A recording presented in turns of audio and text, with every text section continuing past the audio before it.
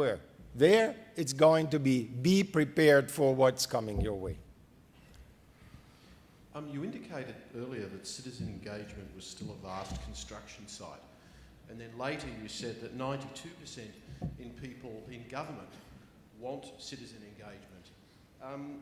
Is it still a construction site because the 8% who don't want engagement are the decision makers who are up there saying, no, we're not going quite that far? Yeah, that's the overwhelming impact of minorities. No, I don't think so. I think it really is a certain, I think there's a certain mismatch between supply and demand, certainly. But I think it's also a construction site because the concepts, as we've seen here yesterday very clearly, the concepts, the ways to improve engagement and to get to results. One sort of observation, when you compare what we did last year, when we compared these plans in countries of the OECD of what they would like to do when it comes to citizen engagement, I'm always struck by the easiness of the language. It reads pretty nice, and actually it reads pretty nice across the country. So there seemed to be a lot agreement on what it is that we want to do.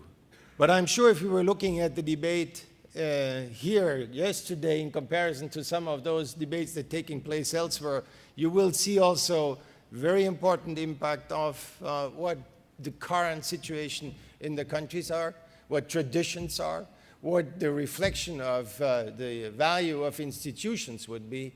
So the language is perhaps not quite the indicator for what is happening in the places that we are typically working with.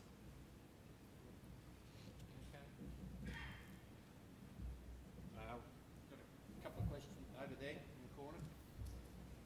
And then there's another one down in front here.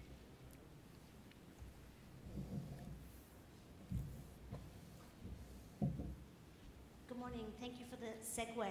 My question was going back to basics. Can you talk about what you mean by engagement? Because what I heard yesterday was we're going to ask people lots of questions, but we're not going to give them feedback. We're not going to demonstrate that they have had input. We're not going to tell them about the input and the value of their feedback. They're not going to be co-producers in this process. We're going to survey them. Thank you. Thank you very much. True.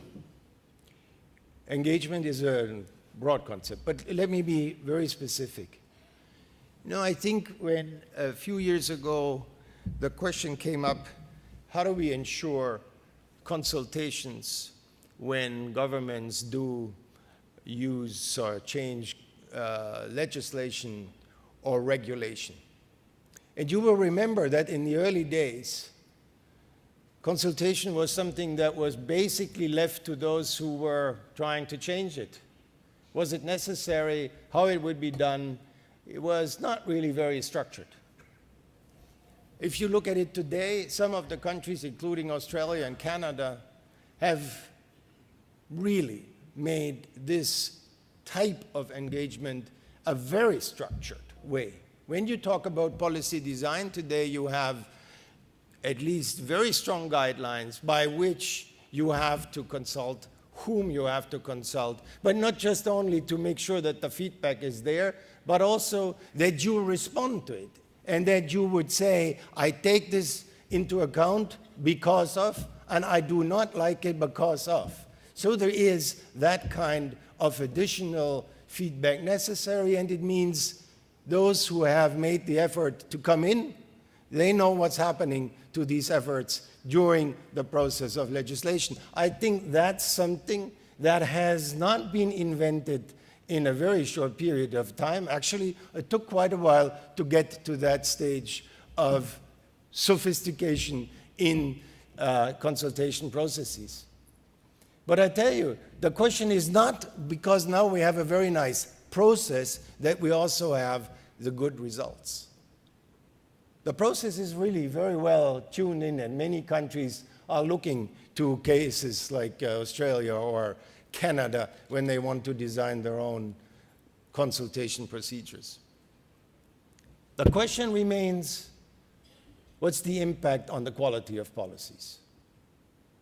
And you see, when Mr. Obama was elected, very shortly afterwards, he had that very, very strong, well, I would say it was an executive order, actually, to make sure that open government becomes a reality. So it meant we are trying, I would nearly say, throw what governments know into the public, to the citizens, and let them do what it is that they can do with it. That was a strong movement, and many, many countries have followed it. Have we made the case whether this has improved, or is it improving policies around? I don't think that we have yet made it. I'm not saying that this is not a good idea, but I'm saying in an analytical approach, we would have to say, yeah, well, let's look at it. Has it worked? And that, I believe, is one of the reasons why we speak of a construction site. I think we need to go that extra mile to find that, even if it is pretty difficult. Let me say why it's not just because of the citizens, but we're now questioned in tight budgets, is this really necessary? Are we investing the scarce resources where we should invest them? The business case is a question of today, well, sophisticated systems of consultations, give me the return on the investment. Show me what we have improved. Tell me where the important improvements in productivity have occurred. I know that you're going through a very important change in regulation across the nation to make the internal market even work better in terms of transportation and so on. That's where it is. We will have to follow up on that and come back to people and say, these reforms are paying off. And I would say impact assessment is an attempt to be transparent, to be accountable, to have very well explained, here we want to go, that's what you get for, and that's what we need to do in the meantime. That clarity is not achieved in several other areas. And I think that's why construction side, feedback, experience, that's what we need to produce. Then I think people will come in with a little bit more enthusiasm. One more question. Actually, I have two short questions. One is completely different. The whole of this conference, we've had quite an exposure to developments in OECD member countries. Now, what about the rest of the world? The OECD has actually been doing a lot of work on China, India, Brazil, Russia. Are these issues on the register there, or is your work on governance there finding really there are much higher priorities to sort out? Secondly, I think this is the third time the OECD has spoken at this conference. We're really pleased about it. Do you have any thoughts on kind of a closer communication or transmission of OECD learnings to Australia and New Zealand? There's a vast amount of work in the OECD and governance, in economics, vast number of fields. It'd be very interesting to look into that question. Ellen, the first question that you raised, once you get me going on that one, it takes forever to make the response. So I will not do it, but I'd like to say simply, yes, we're doing a lot of work with those non-members, in particular, if they are big enough to attract our attention because of the economics. OECD, this E in there, that's for economics. That's why I'm underlining it always. But frankly, I don't think that those countries really have a choice to think about whether or not that's a subject for them. It's not treated the way we do it.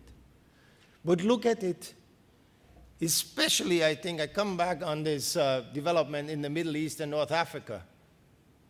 They didn't invite a discussion about anti-corruption policies.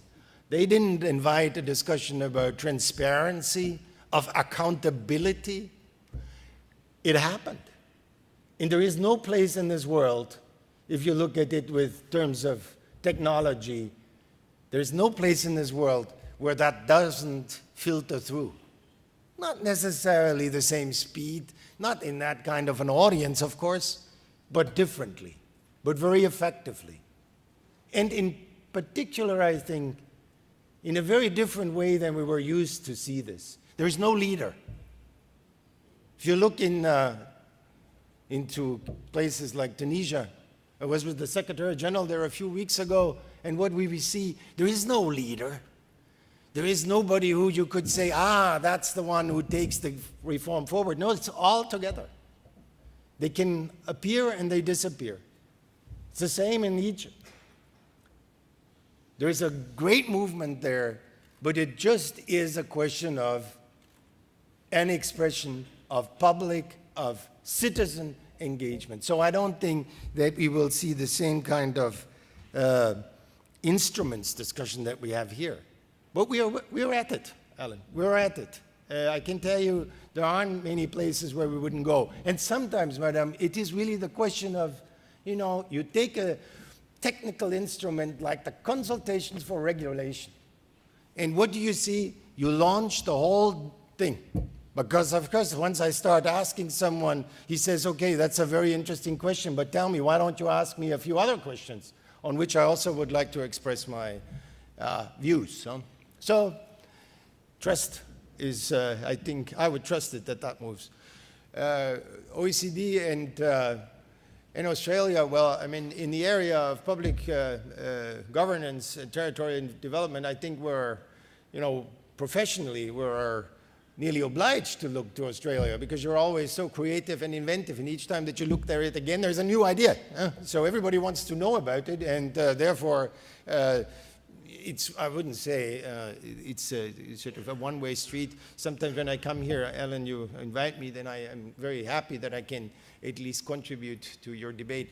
But let me say yesterday, it was on Tuesday, I was in Canberra and had a very good discussion with the people who are now setting up regional policies in a different context here.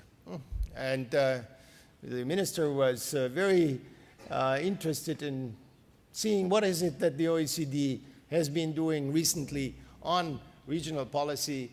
We think that's a fantastic area where we can do exactly that, exchange our information, our knowledge with the people here who would like to perhaps accelerate simply and get to the point where other people are discussing it. That's one of the areas where really we have been perhaps continuously working, and therefore there is a rich experience there. And in many other areas, Ellen, would be the same thing. If you look at questions of education reform, health reform, I mean, these are really areas of political interest, of technical capacity that would make it very worthwhile to include this exchange. And let me finally say, Australia is, of course, a member of the G20. The OECD has, in 2008, with our Secretary General, who is a Mexican gentleman, former finance minister, and a former foreign affairs minister, has participated, is contributed to this debate. And I'm very proud to say that some of the things that we're talking about here, when it comes to integrity, to accountability, to simple things like procurement, we have been able to move this experience into the G20, and there you will see at the table, again, the countries that we're working with bilaterally. But now in this new format of global governance in terms of the G20, the same subjects come back. The same subjects come back simply because globalization doesn't allow you to hide anywhere.